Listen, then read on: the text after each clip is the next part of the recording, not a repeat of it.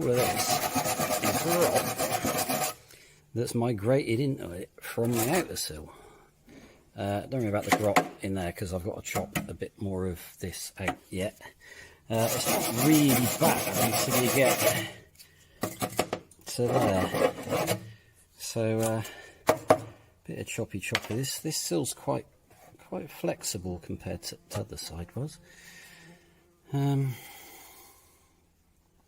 Anyway, I've got most of this chopped out, so yeah, I've got to cut a bit more of that off. I don't want to do that at the moment for reasons. I've hacked all this about. I mean, none of this matters because I've got the other panel. What matters with this one is trying to save that panel. So I don't have one of those, but it's completely gone. I mean, the edge, the return lip on it no longer exists.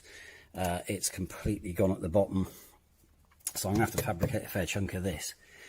But given how weak it is, I didn't really want to start hacking too much of this out of it because that might actually, I mean, it's rotten, but there's still a bit of structure in there. It might keep it in shape slightly. So I'm going to drill out the spot welds and then do what I did the other side, is fold this back and then drill out those spot welds and see what we've got left. What is it with 16 valves and bloody wood lice? I know it looks like rat pellet shit, but they're loads of dead wood lice.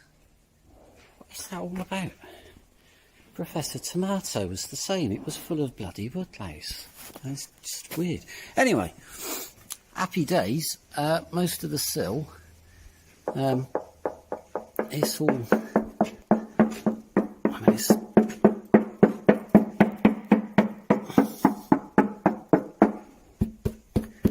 that all seems pretty solid. So I will have a better look, granted, but there is a bit there. Happily, I mean, it's not holed, and you can get to the inside face of this from inside the kerr. So if that doesn't look too bad along the seam, I'm just going to fill it full of hydrate 80 and then fill it full of Dinage roll for now. That probably going to have to cut a bit out and let a bit in, but that's is what it is. None of this I'm too sure about at the moment. I might have to peel the B pillar back a bit. I don't know really.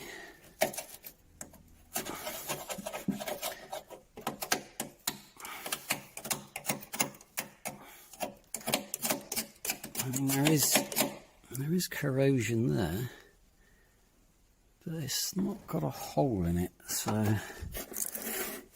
I mean, happily that A pillar I repaired years ago is all still really solid, and the hinge hasn't fallen off, or I mean, it's all, that all looks pretty good. So apart from, I mean, don't ignore the paint. I brush painted it with all manner of shit I'd lying around. It wasn't very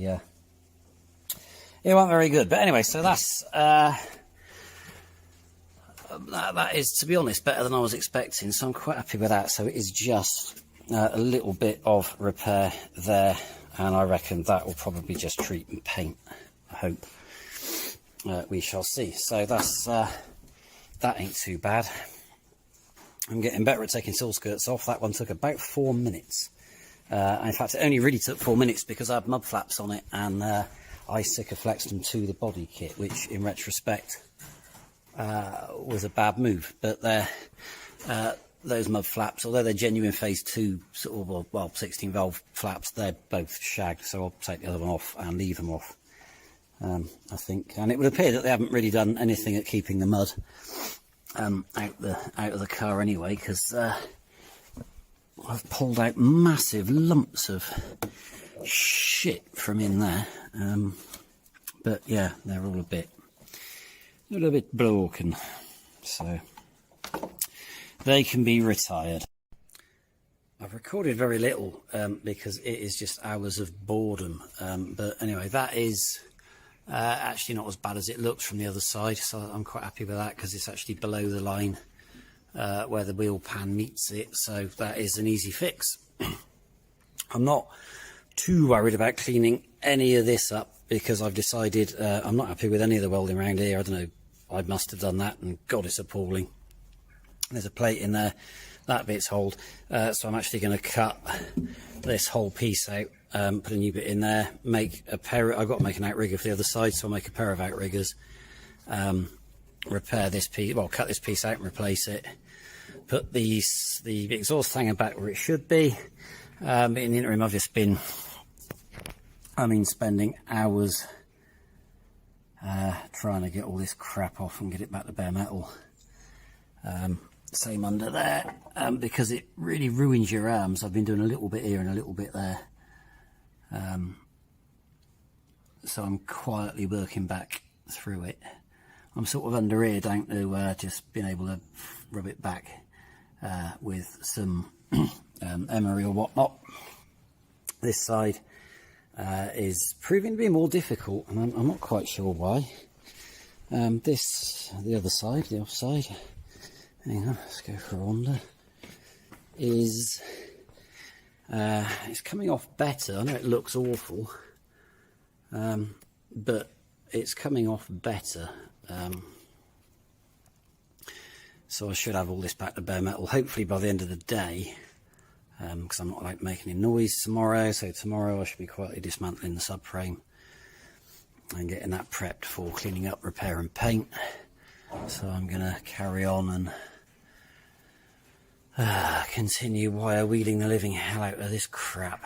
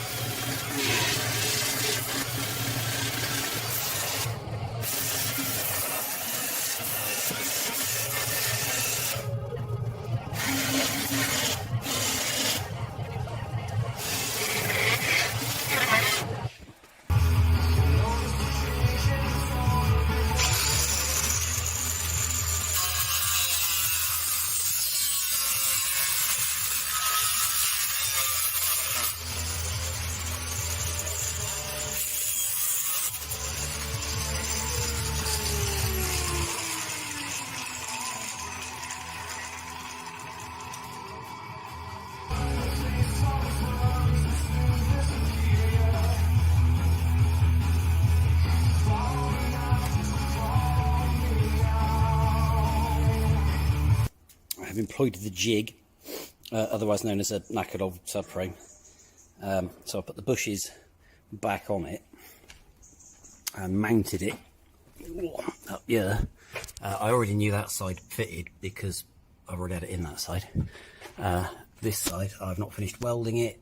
It's all a bit of a mess anyway. I ran out of time when I was here last. I've got quite a lot more repair to do up there that you can't see. Well, you might be able to just, but anyway. Having sort of welded this in, I don't know if will it get any brighter, probably not. I wanted to mark where to drill it. The other side I drilled off the car because I was feeling brave, this side less so. So I marked it by fitting the subframe jig on the old transmission jack to hold it in place, so I could mark it. Now I went quite wide. You can't actually see the marks, can you? But I went quite wide with the holes because the original holes are quite big anyway. Behold. But the holes in the mount not. So I was going to drill these oversized. It doesn't really make any odds. However, I sort of marked them and then checked, just to make absolutely sure, checked it against the mount. And I know the bushes fit in that mount. And I'm glad I did, because what I hadn't realised, the mount slash bush I fitted on this side, if you look at it, that there stud's bent. So had I not checked it and just drilled it, it probably wouldn't have fitted, because obviously it's further inboard, or outboard, I suppose, outboard, yeah, further outboard than it should be. Obviously I'm not using those bushes, I have shiny new ones, so I will now commence drilling these two holes. I will go slightly oversized, but that then gives me an idea. Once I've finished, cleaned all this weld up and finished welding this and tidied that edge up, because it's ever so slightly oversized, I want to tidy that edge up and then just seam weld it around the edge. then don't worry about that hole that is as round as the government is honest. It really doesn't matter particularly. I was quite tired when I plasma cut that, but it doesn't really matter because I intend to do what I did the other side and actually just weld this to that anyway, so the hole's sort of irrelevant. Don't do things when you're tired, isn't it? That is just tacks at the moment. It was a few tacks I did last time I was here because I just ran out of time. Holes drilled up to M12, yeah, well, 12mm. 12mm. I've changed the bush for another old one, but at least this one's not bent. So I'm now going to refit this in the hole, and what I'm going to do is dangle the mount on it.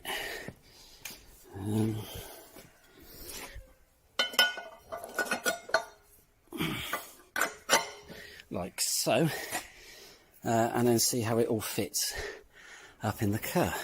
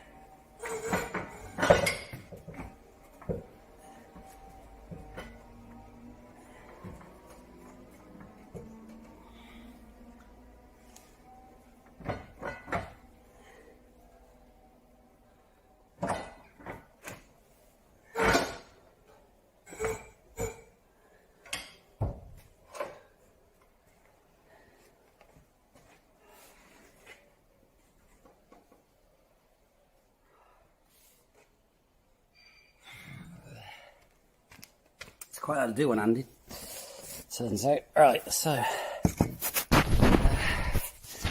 it's definitely worth checking, but granted, oh, it's really dark in it, you won't be able to see it, but it's not welded in, but I mean it fits. It's in every hole. Now, despite looking like an amateur, and I am, to be fair, in fact I think I might need to make my very not round hole a bit rounder at the bottom there, because that is, it's a bit tight. Even with just tacking it, the inner sill has it's warped a little bit. I said I was giving it the beans behind, but anyway, that's fine, that's fixable, as long as I know where this is. Once the bracket is welded to the leg, I know the leg's level, I know the leg's exactly where it should be, then I can just manipulate that to fit, and then the closing panel will fit against that. I'm confident. I will check it in a minute, although actually that's harder to do because I can't let the car down now because I've got the transmission jack holding that to it. But anyway, I'm not worried about that. I know that that is level on the leg, it's touching it right the way across, it fits perfectly on the frame, so I'm happy that that will fold in and the other bit will fit nicely. The closing panel will fit nicely on there, even with my remade bottom bit that I've got to modify for reasons I'll show you in a minute. Anyway, despite looking like an amateur, although I've drilled holes and the thing fits, obviously it's good to make sure that the subframe is not only you know, the right distance and equal both sides. I mean, possibly having it equal both sides is more important than having it millimetric perfect, as long as it's the same both sides, and equally that it's centered in the car so that it's not one way or the other, given the lack of room that you've got with the wheels in the arches. So I made some reference measurements. many moons ago. Feels like many moons ago. And although I still have all the measurements I took off of Dad's car, I didn't have a laser when I did Dad's car, and Dad's car was done on axle stands on the floor. This is on a ramp. However, although I know the ramp is exactly square, I can put the digital do for me Bob thing, the level gauge thing on here, and it is absolutely plumb on all the way around. It took me a long time to get it right, but anyway, I know the ramp is right. The car, however, is not exactly level on the ramp because it's jacked up at the back, so it faces downhill. But that's fine because I haven't touched where the car sits. I have re-inflated the front tyres because the near sub one have gone down slightly, so they are both now back at exactly 30 psi. There may be some variance because it's really hot today, but I don't think that's going to make all that much difference. So I'm going to go set the laser back up and make sure that this subframe, although this subframe is obviously not the one from the car, they're all much of a muchness. If this one measures up okay, I'm not going to worry about the other one not fitting. I'm sure this one will be absolutely fine. So I'll go set the laser up and then I'll show you where it sits and how I measured it.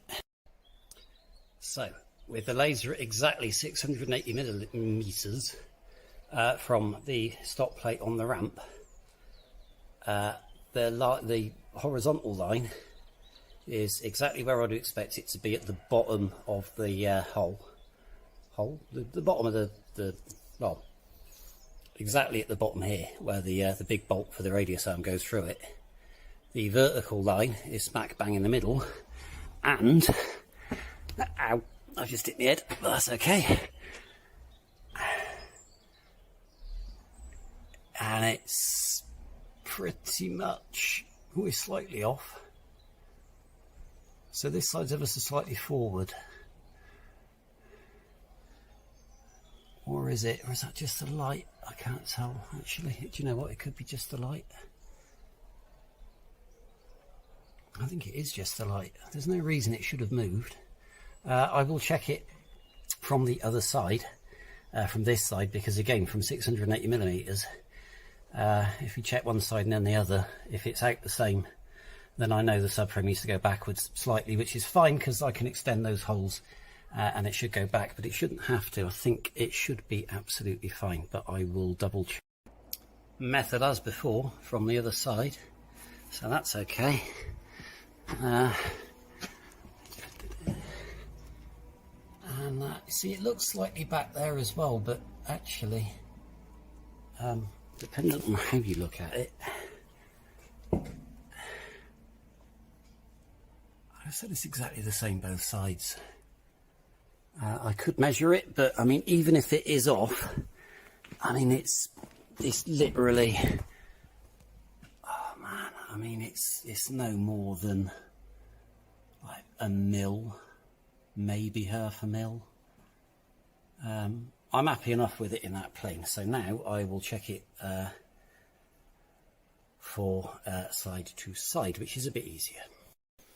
This is quite hard to do one-handed, but from the top,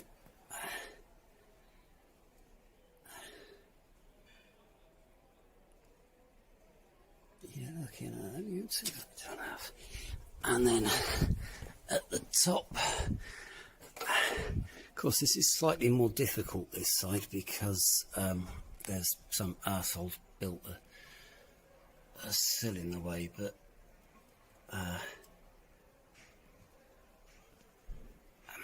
it's also not actually got the side. Yeah, I can't quite get it square, but anyway, I'm going to say that's 2.5 as well. It looks alright to me. The only other references I will take at this point is I'll have to get a shorter stick because this won't fit from the ramp up there, but I will check the gap there. Of course, shorter sticks in the bloody car. I'll get the ladder out and get the stick out of the car and measure that, but I'm fairly happy that that is exactly how it wants to be. Certainly the measurements I took from it are the same as I'm getting now, so I'm pretty happy with that. So hopefully tomorrow I can get all of this shit welded back in, get it painted up. I'll clamp that over. Not too worried about that because I'm going to seam weld that edge anyway. So I'm happy enough with that. What I will do, because I don't want to leave the car in the air overnight, because this ramp does have a bit of a habit of sinking these days, hence I'm using the axle stand under it.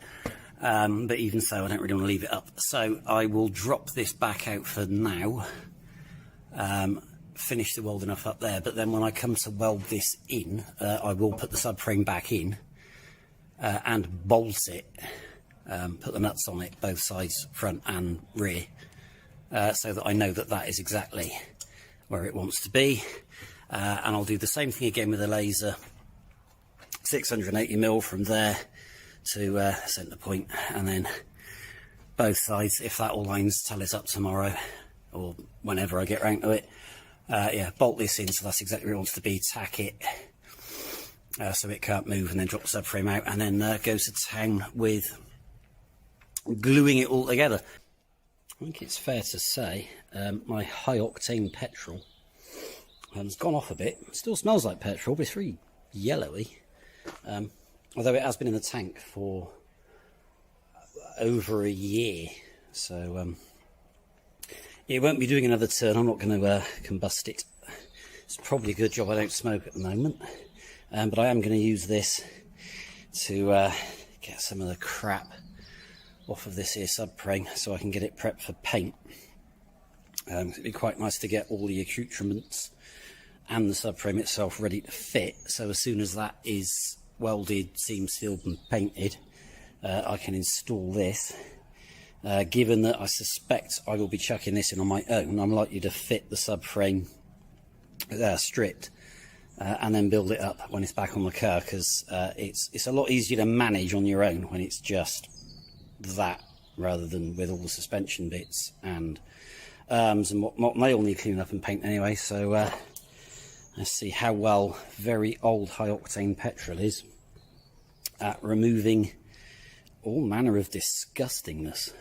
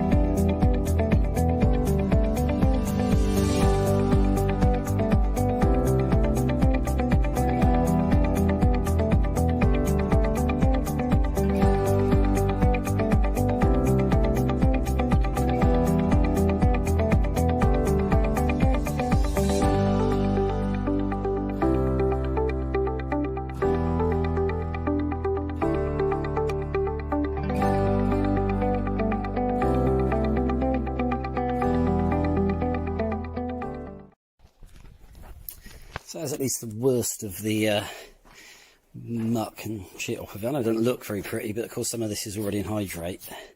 But the rest of this I think should wash off alright. The petrol is now even manky looking, and it turns out Wilko brushes don't do very well in it, but given that Wilko were closing down and they were flogging them off very cheaply, it seemed impolite not to.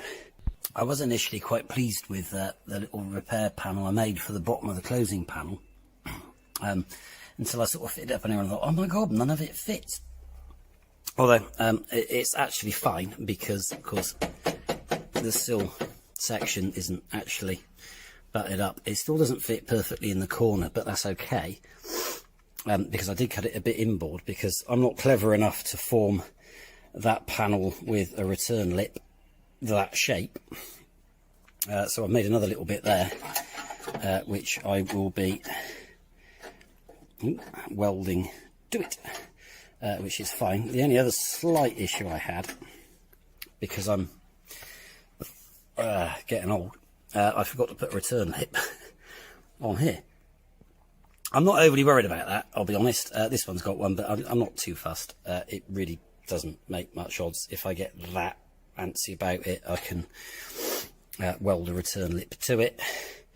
But to be fair, once it's painted and seam sealed, I really don't think it's going to make any difference. So, you know, I'm not overly bothered about that, I will be honest. So I continue to... oh yeah, I've got to cut the inside of that out, because that's actually the back lip of the inner wing panel, and that's a bit rotten. I've already chopped out most of it here. I ran out of belts for the finger sander. I have some more, so I can finger sand the back of this off, make it all nice and pretty, weld a new lip right the way across. So it's easy enough, because I can just drill through the original spot welds, seam weld the lip to the inside of the wheel arch, and then just spot weld it back where it was, and then fill that hole and that hole, where I was pretty vicious with the drill, and that hole. This doesn't fit perfectly yet, but that's fine, because this needs a little bit more trimming back, because the way that panel's cut, it's got a slight curve in it, and this doesn't yet. But again, with the finger sander, that's easy to mark up and just make it fit. Happy with that, not a problem. So once all that is together, this should, and indeed, I don't know if I've done this with the wrong hand, but anyway, with that clamped, with the closing panel clamped to the inner sill, and the inner sill sort of where it should be, the subframe mount, which I'm struggling to weld, does actually fit quite nicely. So I'm happy with all of that, but I'm not going to do any more today, because it's 1,000,000 degrees and I've got things to do elsewhere. So this will have to wait for another day. So thanks for watching, and we will see you in the next one.